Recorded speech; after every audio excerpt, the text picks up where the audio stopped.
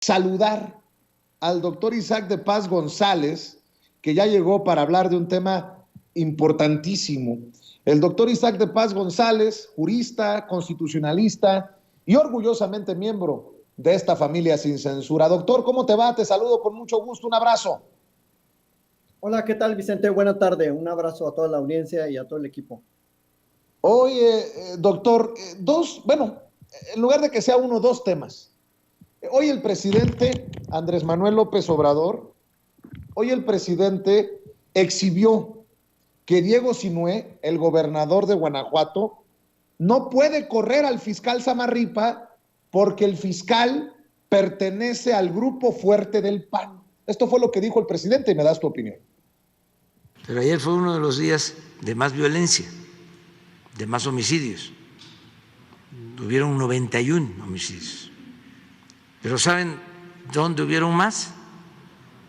En Guanajuato, para variar. A ver, ¿por qué no lo pones? A ver, vamos.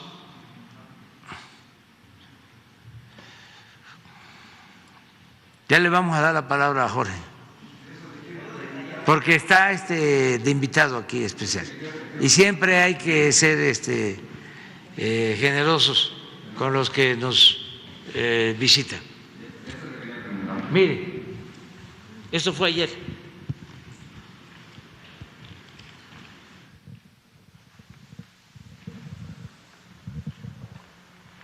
¿Cuántos dije? Sí, 91.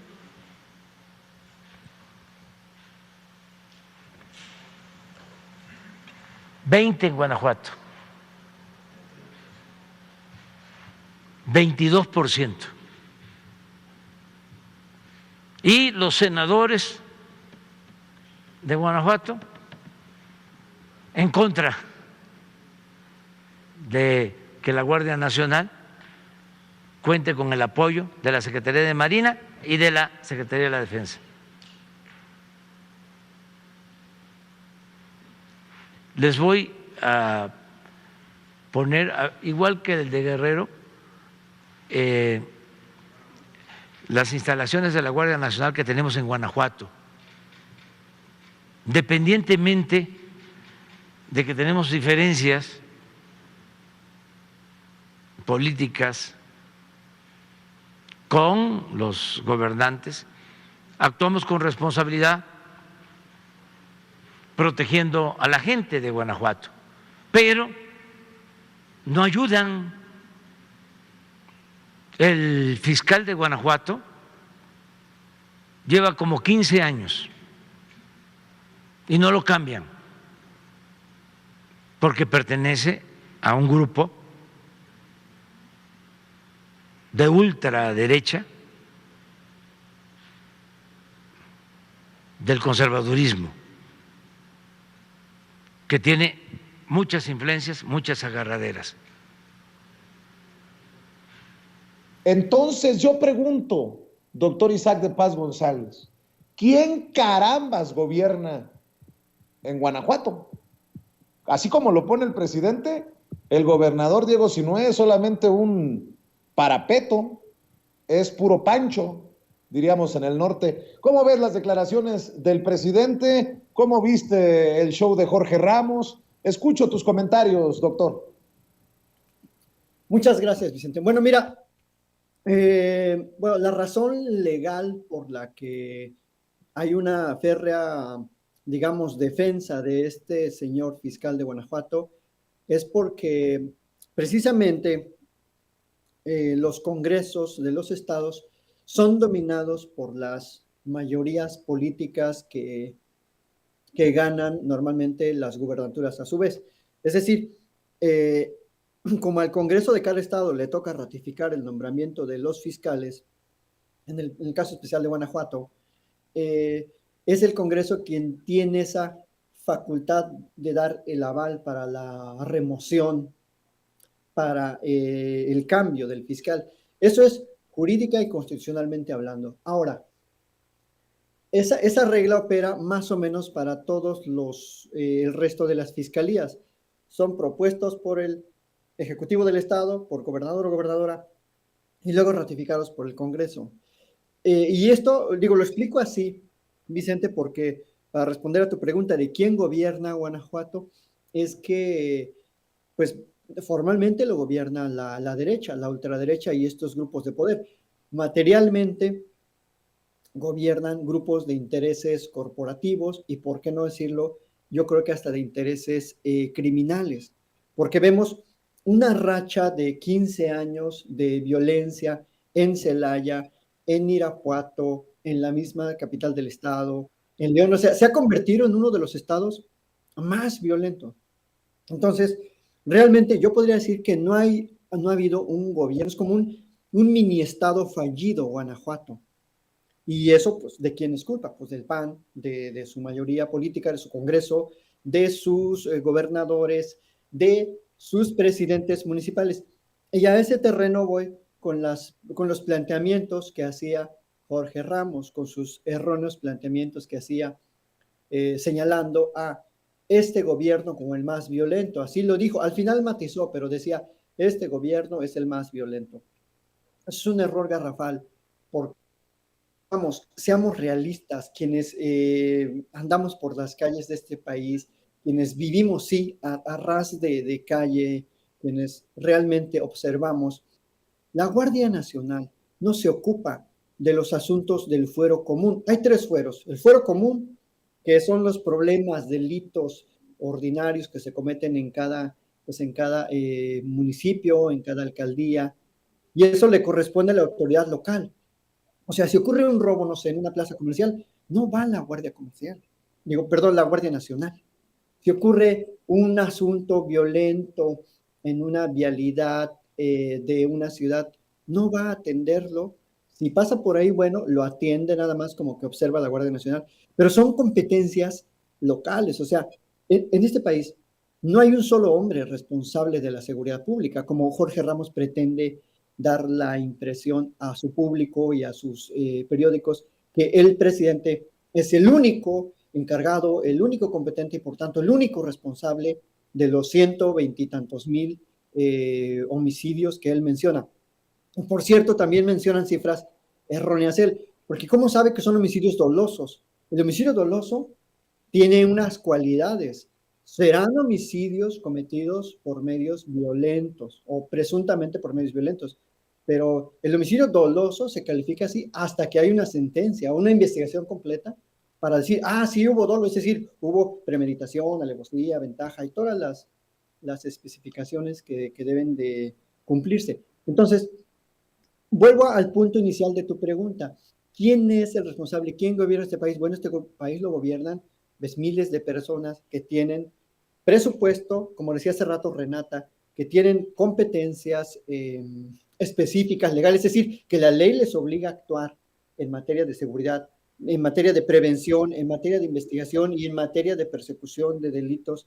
Y esa persona no es el presidente en todos los casos. O sea, estamos, al cargar el debate hacia este sexenio o este presidente es un irresponsable con el tema de la seguridad, estamos eximiendo de responsabilidad a todas las alcaldías, a todos los ayuntamientos, a todos los presidentes municipales, a todos los cabildos, a todos los gobernadores y a todos los fiscales y a todos los directores o directoras de seguridad pública de este país, que por cierto, yo nunca he visto a Jorge que vaya a entrevistar a los gobernadores o a los directores de seguridad pública de los estados en donde hay más violencia.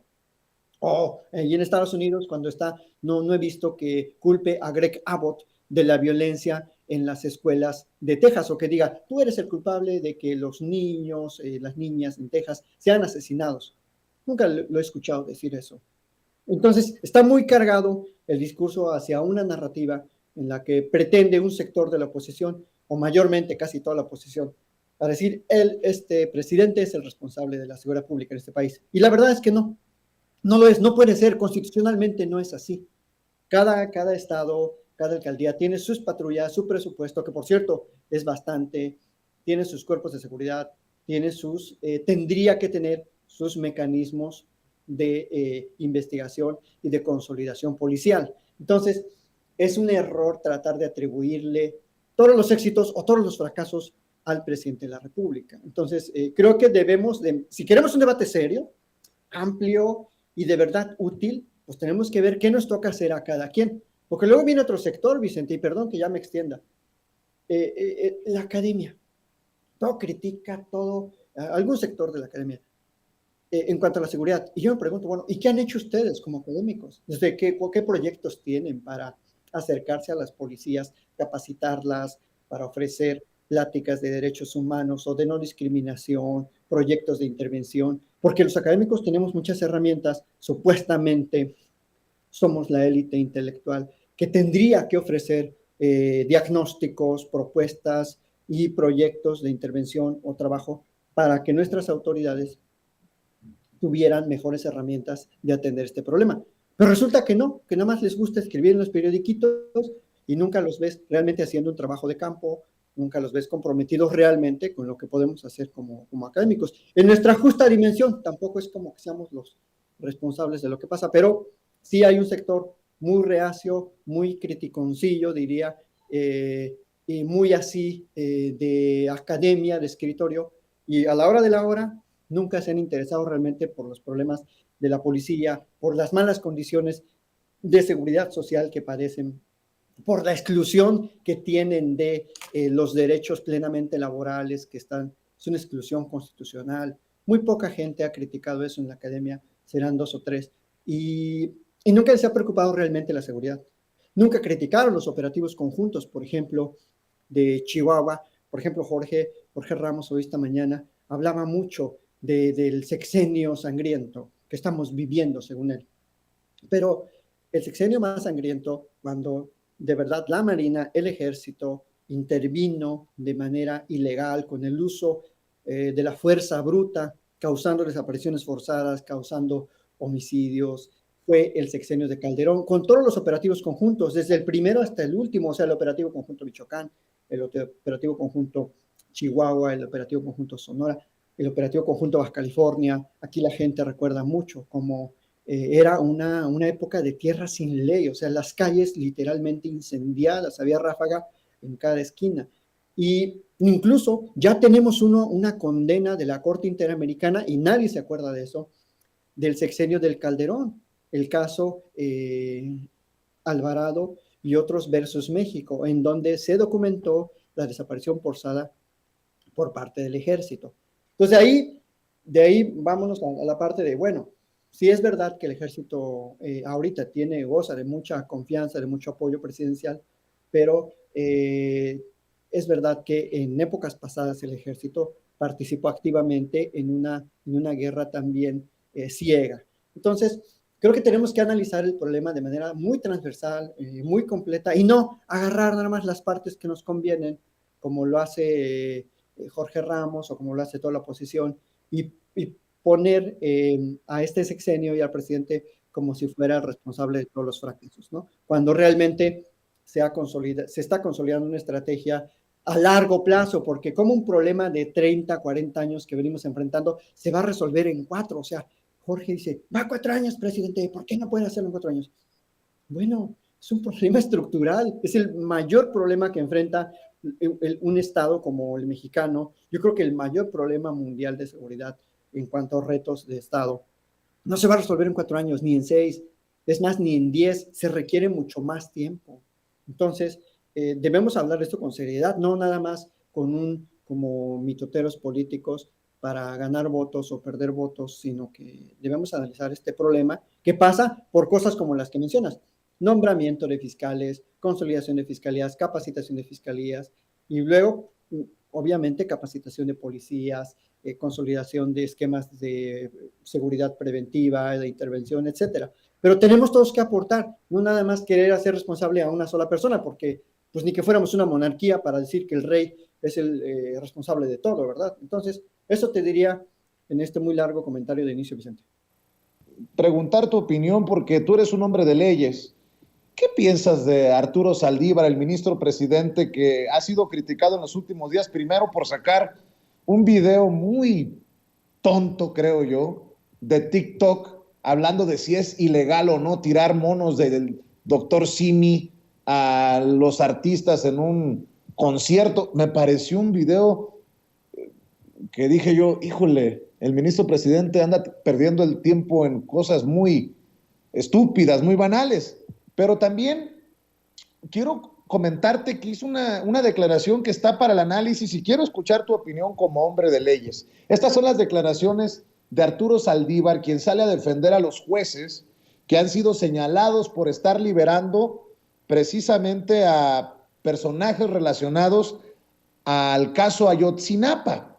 El propio presidente ha sido crítico de esto. Bueno, no vamos muy lejos.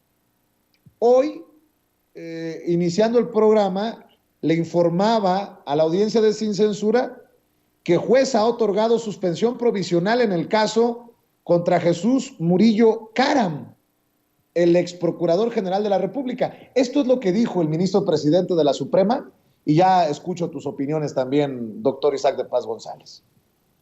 Toda la investigación del caso Ayotzinapa estaba viciada, que quienes habían sido detenidos habían sido torturados, que los testigos habían sido torturados, que los peritajes eran parciales. Incluso descalificaba a la propia Procuraduría diciendo que como al procurador lo designa el presidente, todo lo que había hecho la Procuraduría era parcial. Y esta sentencia, que fue muy celebrada incluso por gente cercana al grupo de Ayotzinapa, iba a traer consecuencias en relación con toda la gente que se había detenido. Entonces, lo que ha sucedido es que los jueces han estado dictando sentencias absolutorias derivado a que hay una sentencia de un colegiado donde dice que toda esta gente fue torturada y que todo el procedimiento es parcial. Entonces, creo que la crítica no debe ser a los jueces. En su caso, la crítica se tendría que hacer porque las investigaciones no se llevaron adecuadamente. Creo que en este caso, en principio, podría haber excepciones.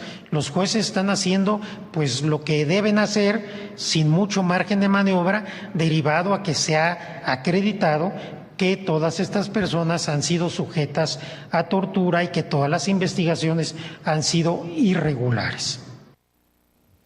Doctor Isaac de Paz González, de este tema, porque es un tema sensible, porque hoy tenemos el caso de Murillo Caram también sobre la mesa, y este no es de los casos viciados de antes. ¿Cómo ves el tema, doctor?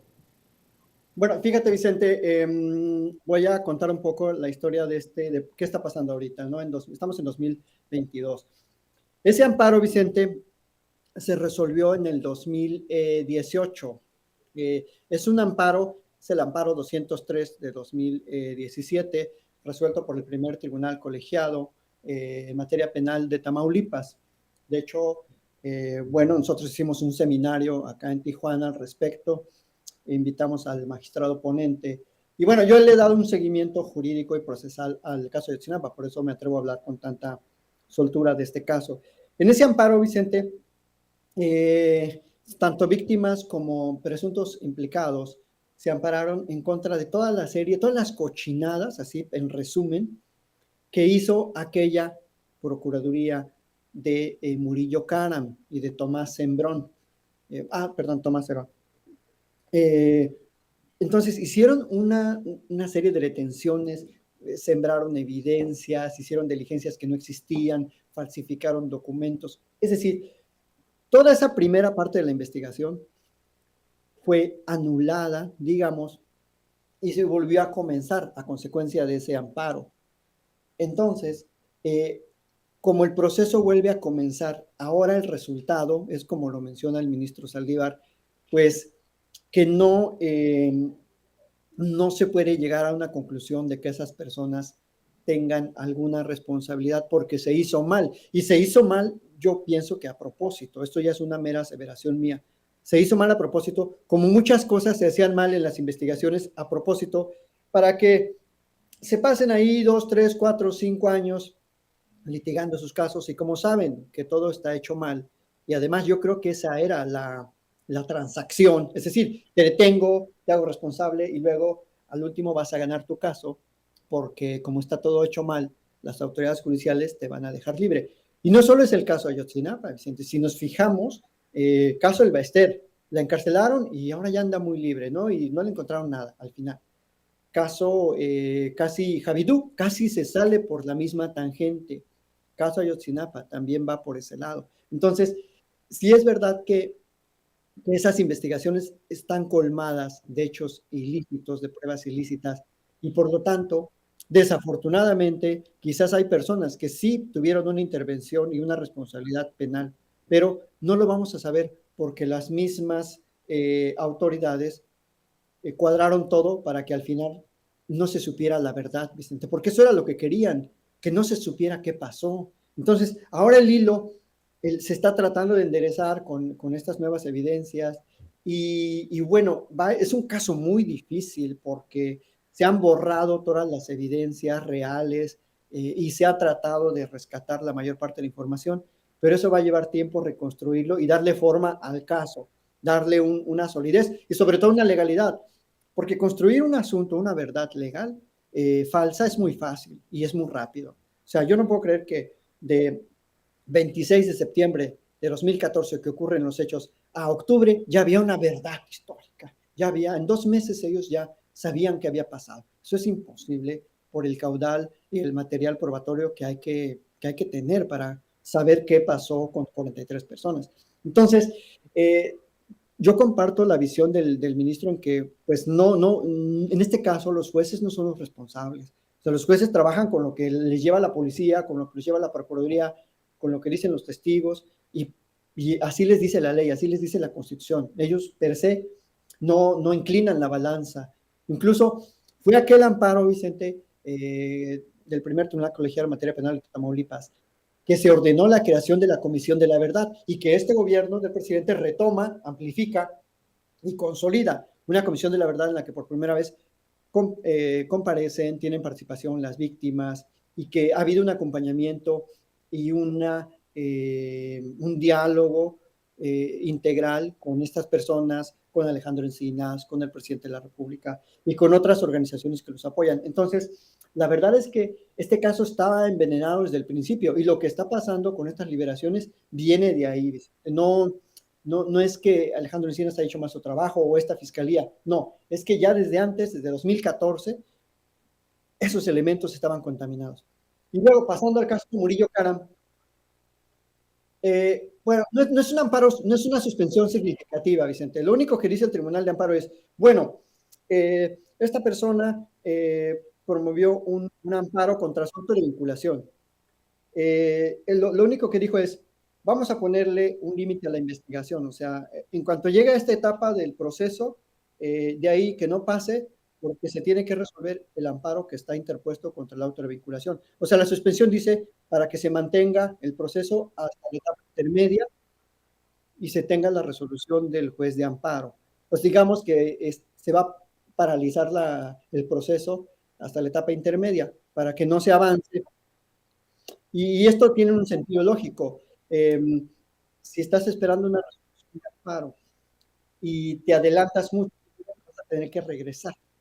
Entonces, es un amparo, digamos, inocuo, no le hace daño, una suspensión, perdón, inocua, no le hace daño a nadie, se tiene que resolver si el dictado del auto de vinculación es constitucional o no, y de ahí se va a seguir el procedimiento. No le están liberando de nada, simplemente están diciendo, hey, que no avance la investigación tanto, porque está pendiente una sentencia de amparo. Nada más, eso no significa que ganó nada, no significa que se va a hacer, se le va a eximir de nada, o sea, es simplemente una suspensión de forma, no de fondo. Y claro, pues Murillo Karam, como cualquier persona, tiene derecho a defenderse, puede ser el peor criminal, homicida, suicida o lo que sea, pero tiene derecho a la defensa. Entonces, no debe preocupar tanto esa suspensión. Yo estaría más preocupado por que no se le ampare en cuanto a la vinculación al proceso, a ver qué, pero también ahí depende del trabajo de la fiscalía, o sea, las fiscalías son elementos clave para sostener las acusaciones. Entonces, claro, si las acusaciones van flojitas, van bien así, sin fundamentos, sin motivos suficientes, pues los jueces tienen que invalidar. Entonces, eso es parte del estado constitucional en el que vivimos. Entonces, Ahora, curiosamente, voy a hacer una comparación con el caso Vallarta-Cassés. Como antes no existían esas reglas y antes el poder judicial estaba muy controlado. Por ejemplo, hay gente en Vallarta que no pudo obtener ese tipo de amparos, porque aparte en el Inter ocurrieron varias reformas en la Constitución y la Ley de Amparo que son favorables a la ciudadanía que enfrenta estos procesos. Pero él viene del viejo sistema. Entonces, en parte también el empantanamiento de esos asuntos es por razones políticas, por razones de rezagos procesales y porque las reglas eran otras. Entonces, porque a veces se dice, bueno, ¿cómo fulano de tal que está ahí 14 años en prisión preventiva no ha salido? ¿Cómo esto sí? Bueno, porque las reglas van cambiando y yo espero que también pronto se resuelva aquel caso. Pero en el asunto este de Murillo Karam, pues no es para mayores. Y bueno, ya por último, el TikTok. Pues lo dijo ayer el presidente de la Corte en su conferencia, es para fomentar la cultura de la legalidad en la juventud, y es verdad que tenemos que, los que sabemos un poquito más de derecho, que compartir la cultura legal con la juventud, sobre todo porque pues, no es tan fácil que la juventud se acerque a la cultura de la legalidad, y creo que es saludable que de vez en cuando, pues, no solo el ministro, yo me gustaría que más ministros y ministras, que la judicatura en general se acercara más a la gente, fuera más abierta, más que comunicara mejor esa cultura de la legalidad. Porque no hay una prohibición. Entonces, creo que eso es muy bueno y qué bueno que el presidente de la Corte tiene esa, digamos, cercanía con el público. Porque más dice que se lo preguntaron, él pues no se quería subir a ese tren, yo creo, pero pues dice, me preguntaron que es aventar muñecos. Y bueno, hizo una reflexión muy interesante sobre el discurso del odio. También dijo que es importante no fomentar discursos de odio, y eso creo que es muy saludable en la esfera pública, porque como tú sabes, cada rato la oposición es muy incisiva en este tipo de discursos, descalifica, y se pierde muy fácil la oposición en esos mensajes de odio, y creo que el ministro trata de contribuir a una cultura de legalidad. Eso diría Mi querido doctor, como siempre es un placer escucharte porque precisamente es tu campo y tu pasión. ¿Por qué no cerramos invitando a la gente para que se sume también a tu audiencia, para que te siga, para que te apoye, para que te lea? Claro que sí, Vicente, muchas gracias. Me pueden seguir en Twitter, @de Paz, y en mi canal de YouTube, Isaac de Paz González. Y muchas gracias a la audiencia de Sin Censura y a ti por la amable invitación, Vicente. Te mando un abrazo, doctor. El doctor Isaac de Paz González hablando con nosotros sin censura.